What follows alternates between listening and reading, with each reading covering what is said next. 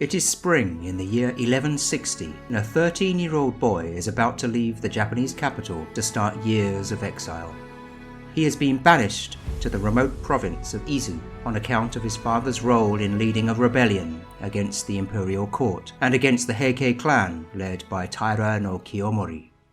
The boy's name is Yoritomo of the Genji, and before he departs on his journey, he is met by the Lady Heike, whose appeal for clemency swayed her stepson Kiyomori and prevented the boy from being executed. "Madam, I owe my life to your kindness." Yoritomo bows to her in gratitude. "I am just glad that Kiyomori listened to my pleas," she says, "especially now that I am merely an old nun."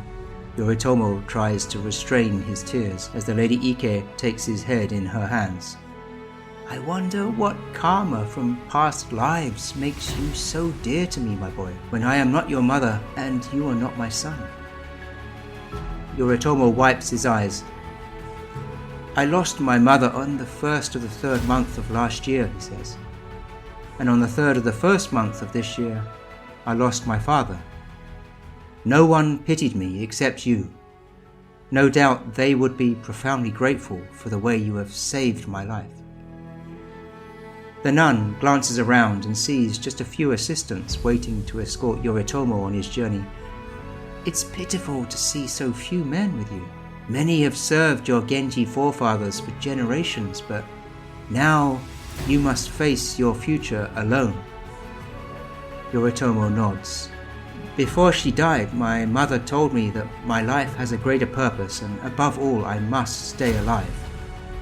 Without your aid, I would not be here today." Some of Kiyomori's guards approach Yoritomo and order him to start moving. "You have your whole life before you, Yoritomo, and your return to the capital will certainly come in its time.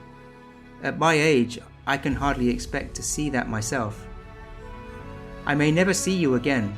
Good luck, my boy." At dawn on the 20th day of the 3rd month, Yoritomo starts out on his long journey to the east. It will be another 25 years before Lady Heike's prediction comes true, and Yoritomo finally returns to the capital. There is a long road before him, but when Yoritomo does return, he will no longer be an outcast. Instead, he will return in triumph as the country's first Shogun.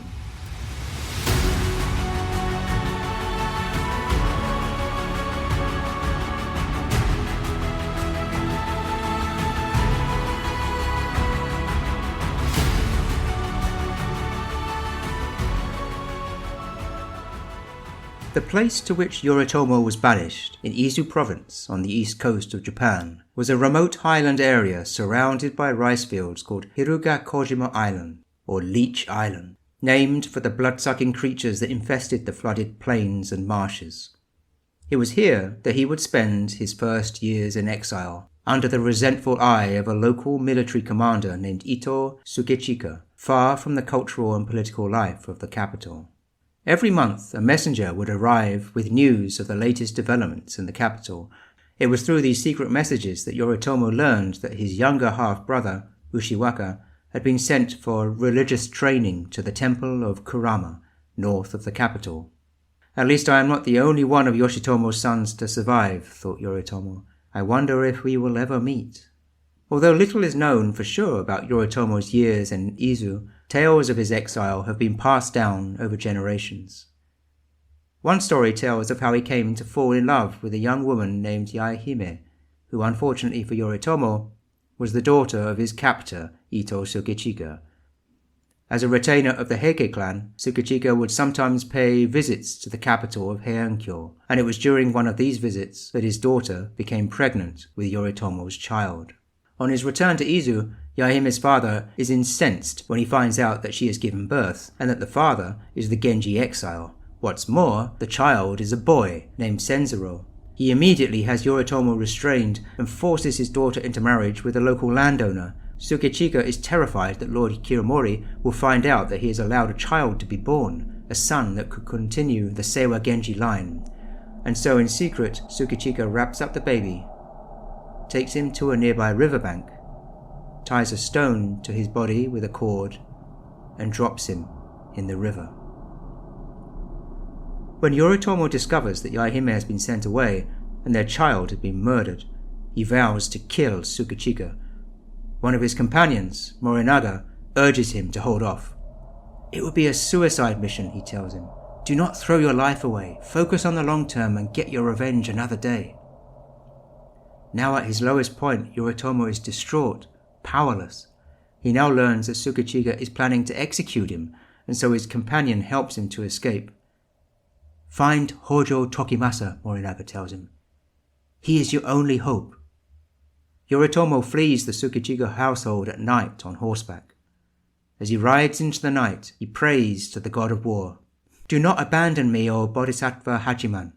Help me rid the world of my father's killer Kiyomori, and let me smite the enemy of my child Sukechika. Give me command of the fighting men of the east under the Genji banner, and make me Sei Tai Shogun, that I might protect the realm and honor the gods."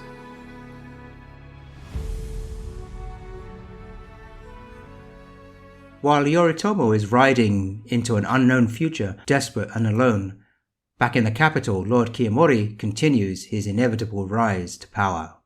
In 1167, Kiyomori achieves the rank of chief minister, the first samurai to reach that station. His two eldest sons command the palace guards, and so many of his Heike relatives have risen in rank that more than 60 of them are now senior nobles. It is said that men now bow to Kiyomori's will as grass to the wind. Anyone looking to rise in the court seeks alliance with the Heike. The citizens of the capital have good reason to fear the power of Kiyomori. He has selected hundreds of young men, known as the Rokuhara boys, all with shortly cropped hair and dressed all in red. They act as Kiyomori's secret police. The red-shirted youths are everywhere in the city. If anyone speaks ill of the Heike, and a Rokuhara boy overhears him, armed guards could burst into the offender's house, seize their goods, and drag them off to Rokuhara. Kiyomori's rise in influence was also aided by a strange sequence of events in the imperial succession. In 1165, the reigning emperor, Nijo, son of the retired emperor Go-Shirakawa, became ill and died, the throne passing to the retired emperor's grandson, Rokujo. But then Rokujo also became ill and died 3 years later, aged just 11. The throne was then passed back up a generation to Rokujo's uncle, the retired emperor's fourth son, Takakura. With these abrupt shifts in power, Lord Kiyomori saw an opportunity. In 1171 he arranged for his daughter, the 15-year-old Tokuko, to be married to the newly enthroned Emperor Takakura, thus allowing Kiyomori to take one step closer to full control of the capital. So now, the 10-year-old Emperor Takakura finds himself being pulled in two directions. On the one side by his father, the retired Emperor Go-Shirakawa, and on the other by his father-in-law, Lord Kiyomori. The rivalry between these two ambitious men will come to a head 6 years later and will stem from what was essentially a traffic accident. The incident occurred when Lord Kiyomori's grandson, Sukemori, was returning from a hunting trip.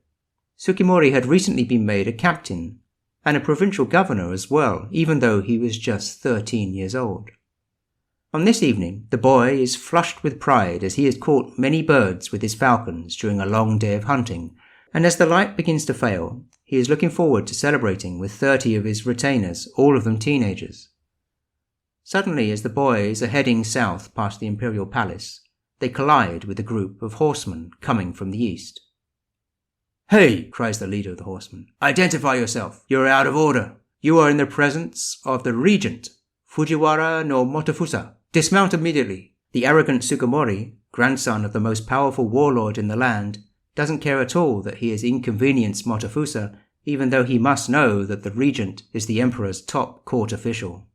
Instead of dismounting, he urges his companions on and attempts to break through the regent's bodyguards. But the regent's men pull Sukemori and his companions from their horses, scold them, and then let them ride on, humiliated.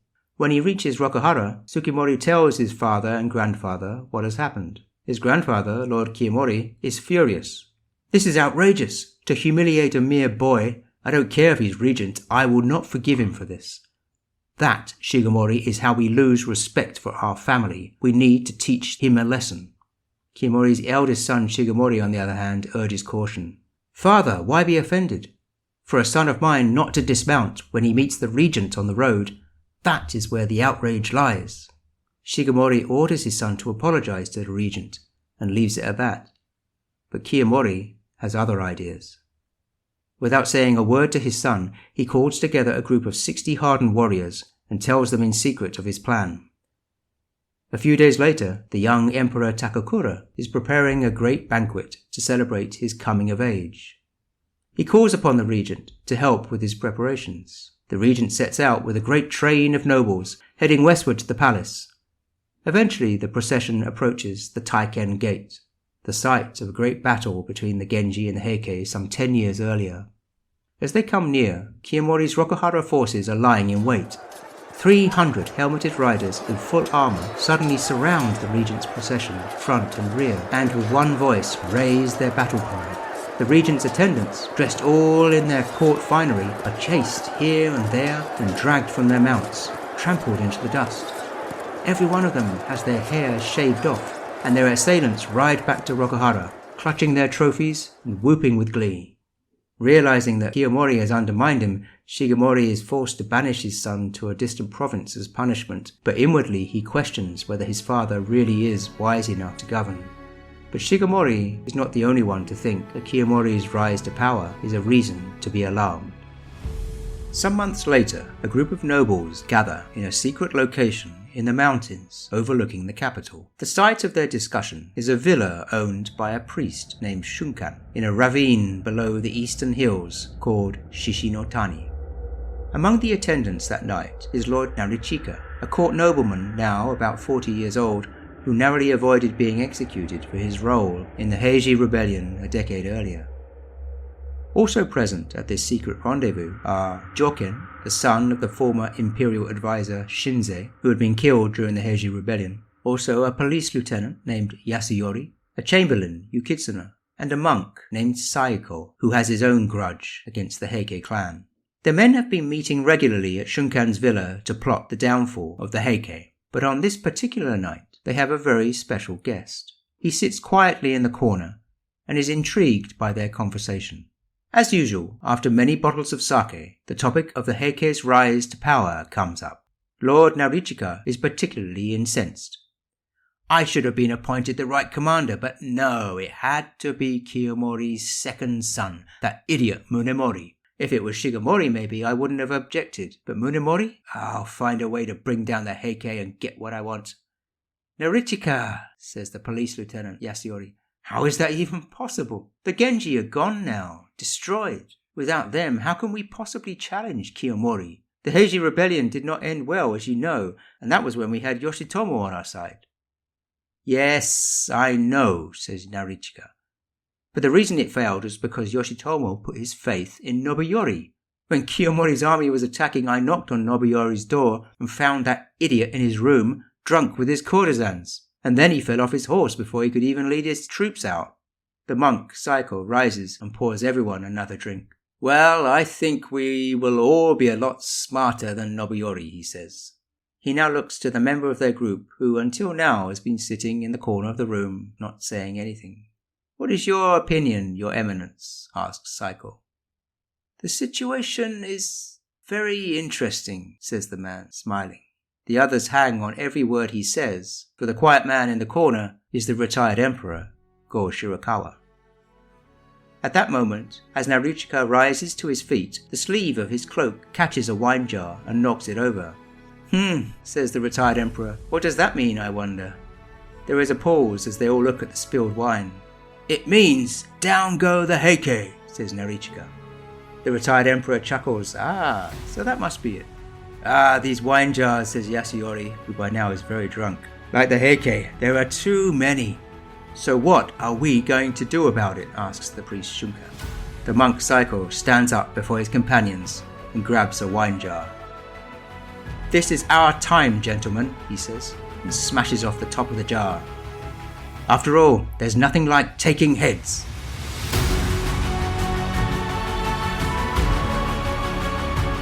In the next episode, we see how Kiyomori deals with the conspirators and how Yoritomo faces an unexpected call to action.